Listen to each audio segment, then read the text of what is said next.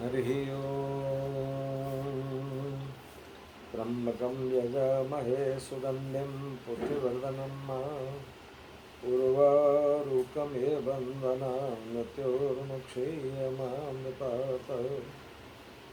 नमः शिवाय साम्बाय हरे परमात्मने नमः। प्रणतक्लेशनाशाय योगिनां पतये नमः। ॐ शान्ति शान्ति शान्ति। अनंत कोटि ब्रह्मांड नायक स्वयंभू भगवान से गौतमेश्वर महादेव जी के चरणों में कोटि कोटि प्रणाम एवं त्याग और वैराग्य का स्वरूप शिव तुल्य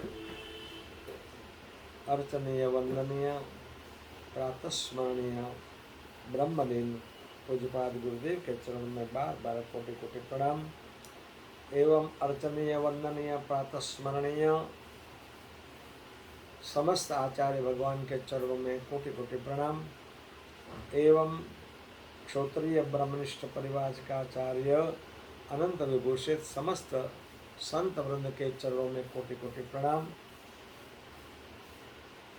एवं प्रिय भक्तजनों, भक्तवती माताओं, युवान दोस्तों, प्यारे बच्चों, आप सब के हृदय में विराजमान भगवती गंगा को मेरा कोटि कोटि प्रणाम।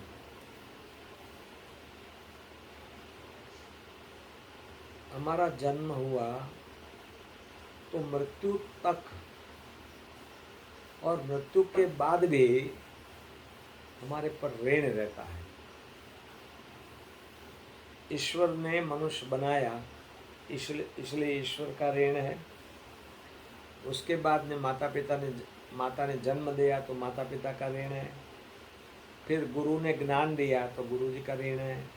देव ऋण है, पितृ ऋण है, मनुष्य ऋण है, पक्षियों का भी ऋण है।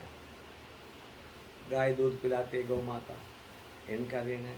राष्ट्र का ऋण है, बहुत ऋण है। उसमें से मुक्त होने के लिए कई प्रकार बताए हैं। अब देखो, पशु में भी कितनी समझ होती है, पशु भी कितने खानदान होते हैं, पशु में भी कितना अपने कर्म करने का निष्ठा होती है। शायद मेरे ख्याल से एक दफा पहले सुनाया होगा, हम नर्मदा जी माँ भगवती की नर्मदा मैया की परिक्रमा कर रहे थे तो एक जगह एक साइन बोर्ड आया, उसी में लिखा था कुतरा मठ। तो उनके कुतरा मठ में जा क्या लेंगे, वहाँ कोई भगवान तो है नहीं। हम 4-5 मील अंदर जाए, फिर 4-5 मील वापिस आए, हम नहीं गए और हमने आगे प्रस्थान कर दिया। जहाँ हम रात्रि रुके वहाँ कई यात्री भी थे। उसने कहा, स्वामी जी आप तो बहुत जल्दी से चलते हो, आप कुतरा मठ होके आए हैं? मैंने कहा भाई हम तो नहीं गए। इसका सबका विधान है। रास्ते में रानी का, रूपमती का एक महल आता है, वहाँ पहाड़ पे जाना पड़ता है, वहाँ परिक्रमा करके आना पड़ता है। तो प्रश्न होता है वहाँ क्या जाना है, लेकिन वहाँ नर्मदा मैया ले गई है वो, तो उसका उल्लंघन हो। तो हम तो गए नहीं कुतरा मठ में। अरे बोले स्वामी जी जाना चाहिए। क्यों? बोले उसकी कहानी ऐसी है, एक किसान का एक कुत्ता था। अब वो कुत्ता इतना वफादार कुत्ता था, वो किसान को एक दफ़ा पैसे की ज़रूरत पड़ी और ज़रूरत पड़ी तो वो किसान पास वाले गांव में गया और कोई सेठ से ऋण लिया और बदले में कहा कि मेरा विश्वासु कुत्ता है, वो आपकी रखवाली करेगा, आप उनको ध्यान रखो और यहाँ रखो, आपकी रक्षा करेगा, मुझे 500 रुपया दो। जब मैं आपको 500 रुपया वापस करूँगा तब मैं कुत्ता ले जाऊँगा। और कुत्ता को समझा दिया कि तुमको यहाँ रहना है और इस सेठ की रखवाली करना है। किसान चला गया पैसे लेके। उसके बाद कुत्ता वहाँ रहने लग गया। 2 4 6 महीना, 8 महीना, 1 साल हो गई। कुत्ता वहाँ खाता था, उसकी रक्षा करता था। एक दफ़ा चोर आए, 4 चोर आए, दीवार में दीवार खोद के अंदर आए और सेठ का सारा द्रव्य, गहना, सोना, चांदी, जो कुछ था, पैसा, सब मटके के अंदर भर के चारों चोर 4 मटका लेकर निकल गए। कुत्ता ने कुछ आवाज़ ना किया, ना कोई फंसे, ना उसको काटा, कुछ नहीं। चोर ने भी समझा कि कुत्ता ऐसा फालतू कुत्ता है, कुछ दम नहीं है उसमें। चोर के साथ साथ कुत्ता चलने लग गया।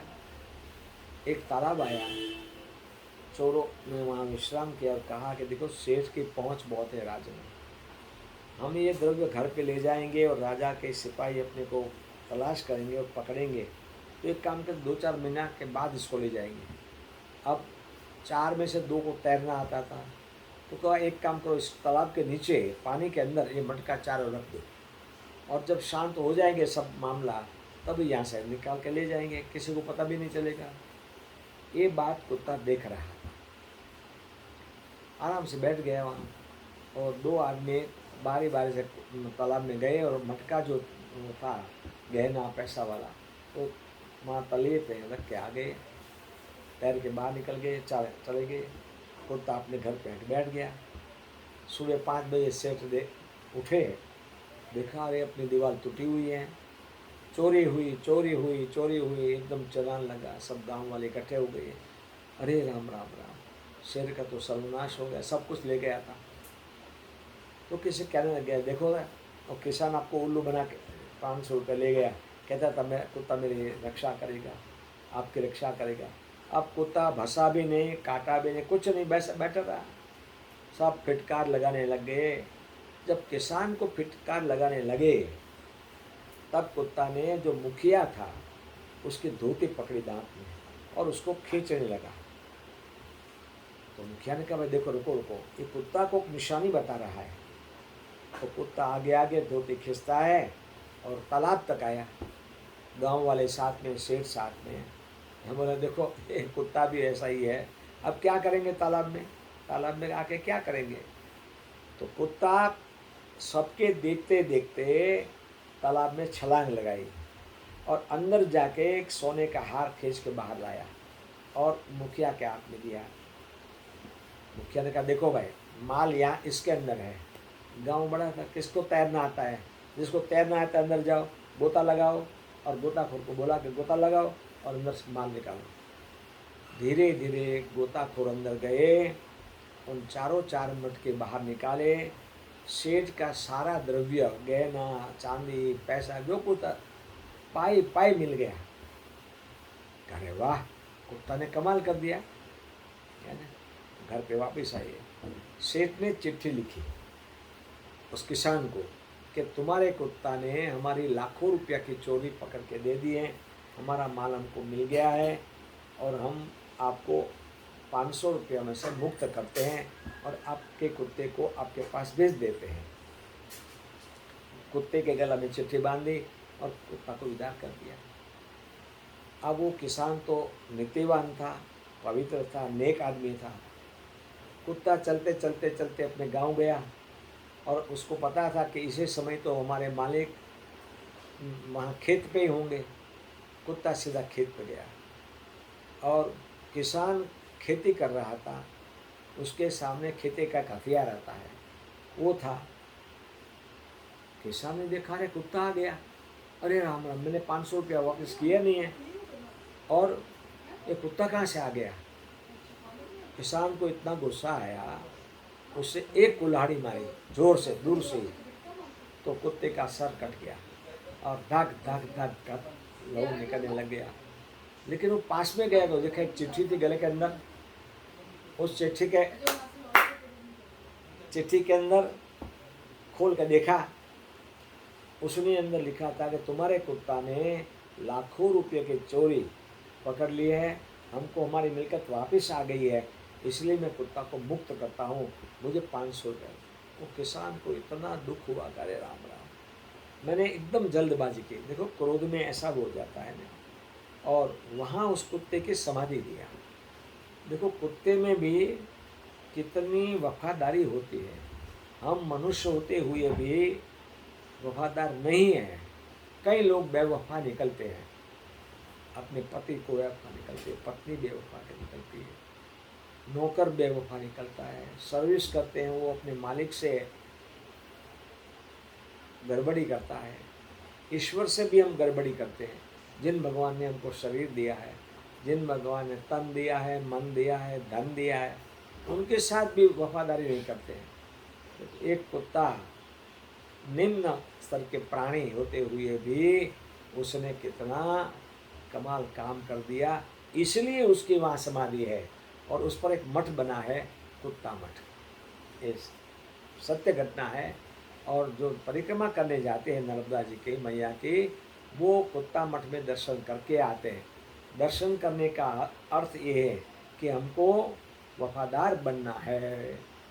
इसलिए इस कहानी से, इस सत्य घटना से हम अपने जीवन में इस सद्गुण को उतारें कि हम वफादार बने।